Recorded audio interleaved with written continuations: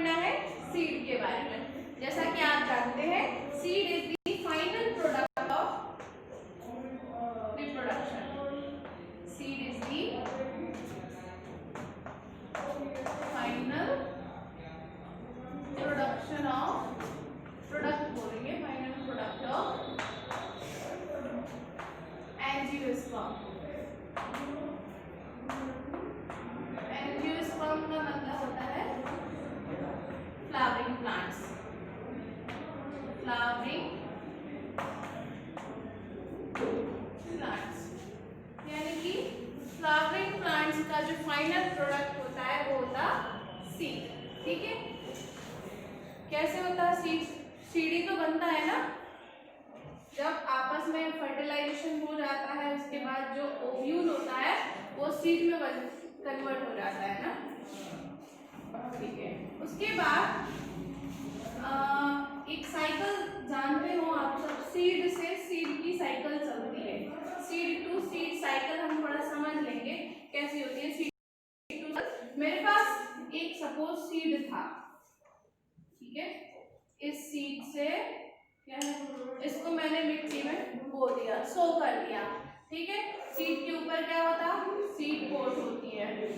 Seed के ऊपर जो कवरिंग होती है सीड की वो होती है सीड कोट।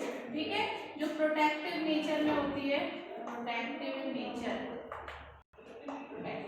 ठीक है, सीड में यहाँ पर कोर होता है जिसको माइक्रोपाइल बोलते हैं, जहाँ से सीड का जर्मिनेशन होता है। माइक्रोपाइल जो सीड कोर होता है, यहाँ से सीड का क्या होता है, जर्मिनेशन।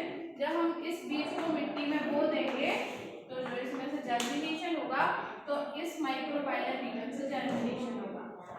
ठीक है, तो क्या हुआ, सीड था मेरे पास, सीड को हमने मिट्टी में डाल दिया तो सूटेबल इसके पास टेम्परेचर, मॉइस्चर प्रेजेंट होगा। ठीक है, नमी होगी और सूटेबल टेम्परेचर होगा तो ये बीज जो है कुछ दिनों बाद उगाएगा। ठीक है, ग्रो करेगा और जैसे ही ग्रो करेगा तो ये एक प्लांटलेट के फॉर्म में, ये आपका सीड है और ये मिट्टी थी इसकी, ये क्या है, सॉइल है, और ये बाहर जो इसमें प्लांट टाइप से लीफ टाइप निकला, इसको बोलेंगे प्लांटलेट, इसको बोलेंगे प्लांटलेट निकल आई। ठीक है, और सीड में जो नीचे वाला पार्ट निकलेगा उसको बोलते हैं रेडिकल, रेडिकल, और जो ऊपर वाला पार्ट होता है उसको बोलते हैं प्लूम्यूल। ठीक है, प्लूम्यूल आगे चल के किस में कन्वर्ट हो जाता है, शूट में, और जो रेडिकल होती है वो रूट बन जाती है। ठीक है, तो ये पौधा था, ये बीज था, इस बीज से देखो एक प्लांट लग गया और उस प्लांट में क्या आएगी, फ्लावरिंग आएगी। ठीक है, वो फ्लावरिंग आएगी, फिर फ्रूट देगा और फिर फ्रूट का क्या होगा, ये फ्रूट देने लगा वो, और उस फ्रूट के अंदर क्या होंगे, सीड्स होंगे। तो उसकी जब हम हार्वेस्टिंग करेंगे तो उससे हमको क्या मिलेंगे, उस प्लांट से हमने हार्वेस्टिंग कर दी जैसे कि अगर इसकी, तो इससे हमको क्या मिलेंगे, सीड्स मिल जाएंगे। ये हमको सीड्स मिल गए। तो ये साइकिल जो है हमारी, आप देख रहे हो, सीड से सीड्स पे पहुंच गए। हमने सीड को बोया था, ठीक है, और उसके बाद उसका जर्मिनेशन हुआ, प्रॉपर मॉइस्चर मिली, प्रॉपर टेम्परेचर मिला, और फिर वो सीड में फ्लावरिंग आई, फ्रूट लगे, और जो ओवरी होती है वो फ्रूट में चेंज हो जाती है, और जो ओव्यूल्स होते हैं वो सीड में कन्वर्ट हो जाते हैं। तो फिर इसकी हार्वेस्टिंग करके हमको क्या मिल गया, सीड मिल गया। ठीक है, तो ये साइकिल जो आप देख रहे हो, सीड से सीड की साइकिल इसको बोलते हैं। समझ में आ गई, सीड से सीड साइकिल। उसके बाद सीड मैंने बताया, सीड जो है फाइनल प्रोडक्ट होता है फर्टिलाइजेशन का, जो आपने लिखा यहाँ मैंने पढ़ाया ऊपर एंजियोस्पर्म का। उसके बाद सीड जो है, सीड के बारे में और डिटेल में देख लें एक बार। ये कोई बीज है, ठीक है,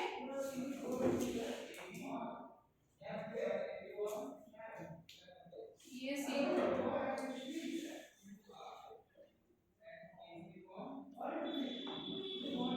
सीड बना दिया मैंने।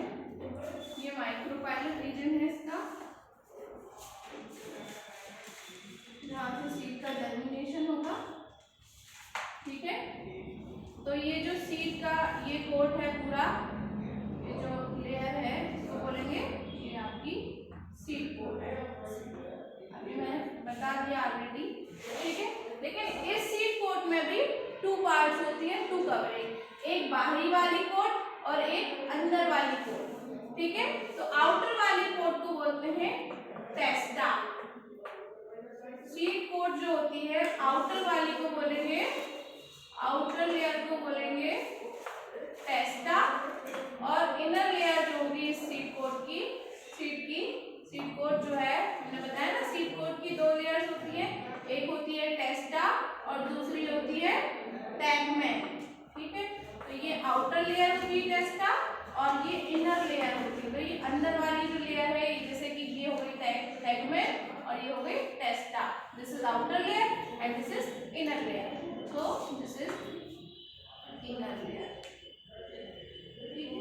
दोनों को कंबाइंडली जो है they are known as seed coat, ठीक है। टेस्टा और टैगमेन जो है constitute both parts, testa and tegmen, they together they make a seed coat.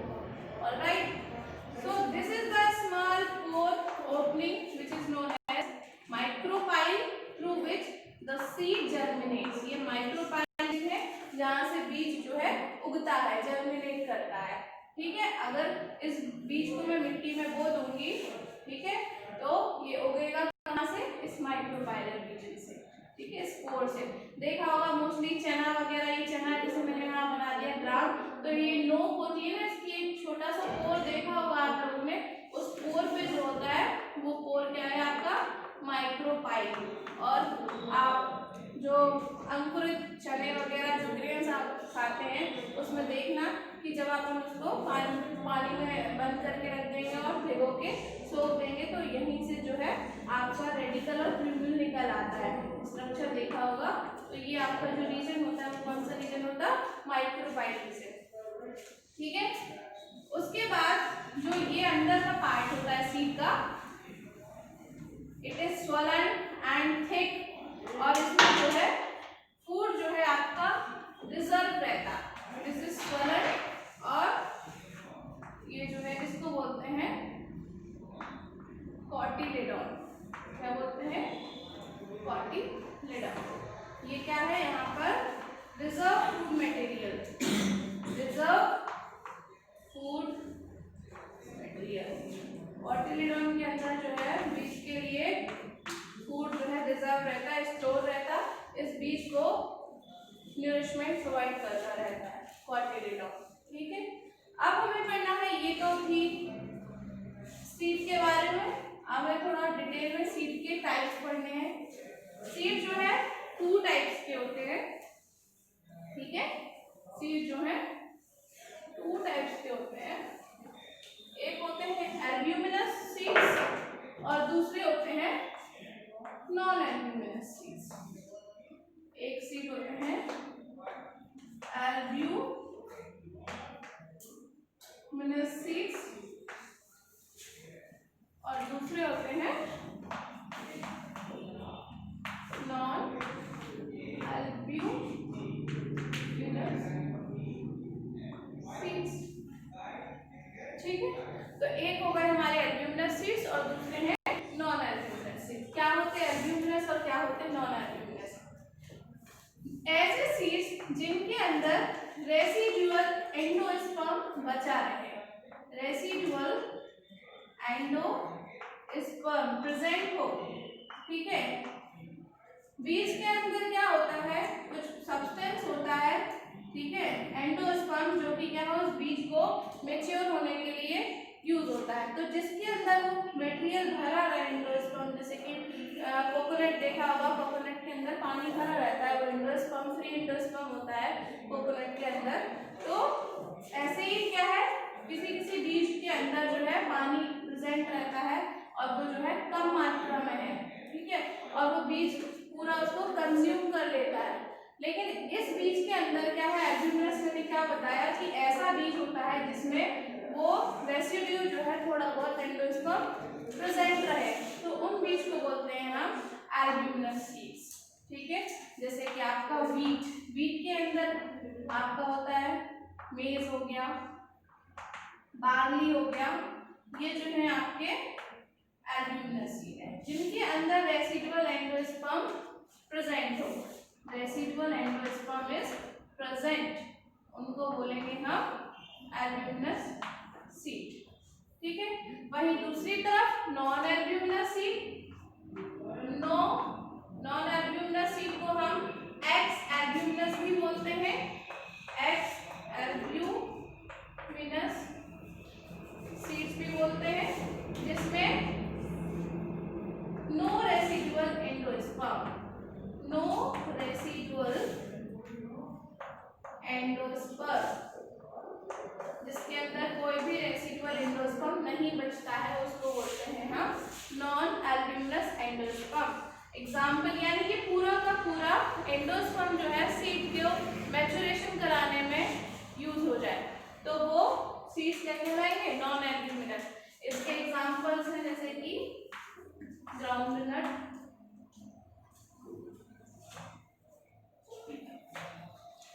मूंगफली में देखा, मूंगफली में क्या होता है कि वो पूरा का पूरा जो है कंज्यूम कर लेता है।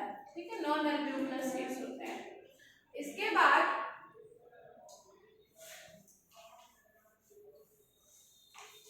एक चीज और बताऊंगी, पेरिस्पर्म क्या होता है, बहुत ज्यादा पूछा जाता है ये पेरिस्पर्म। आपकी एनसीईआरटी बुक में भी डिस्कस है इसके बारे में, पेरिस्पर्म क्लास 12 एनसीईआरटी बुक में। ठीक है, चैप्टर 2 में पेरिस्पर्म क्या है, कुछ सीड्स के अंदर जो रेसिडुअल न्यूक्लियस का जो रेमिनेंट पार्ट होता है, न्यूक्लियस तो इसमें लिख सकते हैं रेमिनेंट, रेमिनेंट का मतलब बचा हुआ, remnant part of nucleus, nucleus confuse मत होना, न्यूक्लियस मत लिख देना, या न्यूक्लियस नहीं होता है, इट इज न्यूक्लियस। तो न्यूक्लियस का जो पार्ट बचा हुआ होता है उसको बोलते हैं हम पेरिस्पर्म। ठीक है, और जो है पेरिस्पर्म को याद करने के लिए आप लर्न कर लेना इसके एग्जांपल। एक को आप लिख लीजिए, ब्लैक पेपर होता है, ब्लैक पेपर, और दूसरा होता है beetroot, beetroot. So these are the example of perisperm. तो पेरिस्पर्मिक सीड्स बोल सकते हैं, बीटरूट एंड ब्लैक पेपर आदि perispermic seeds means they have the remnants of nucleus, nucleus का कुछ पार्ट जो है इनमें प्रेजेंट होगा, और ऐसे सीड्स को हम पेरिस्पर्मिक सीड्स बोलेंगे। ठीक है, उसके बाद थोड़ा और बताऊंगी।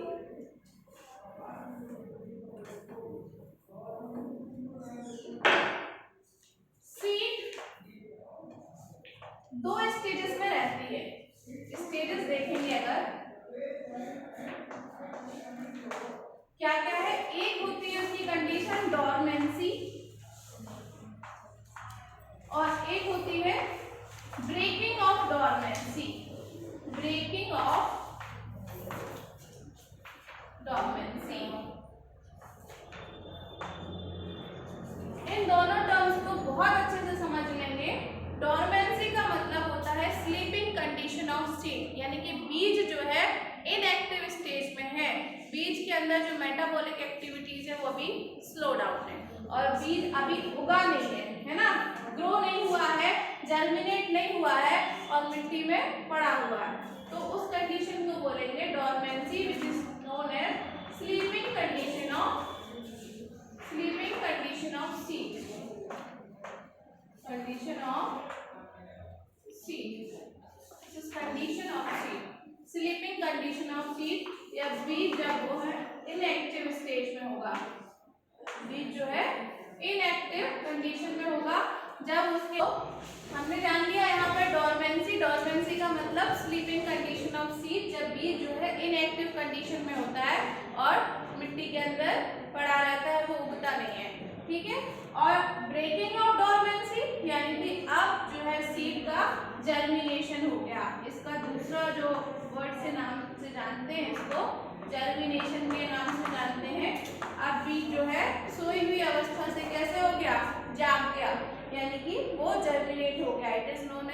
Breaking of dormancy. ठीक है, सो these are the things which I have taught you about the seed। अगर वीडियो अच्छा लगा हो तो लाइक शेयर और सब्सक्राइब करिए।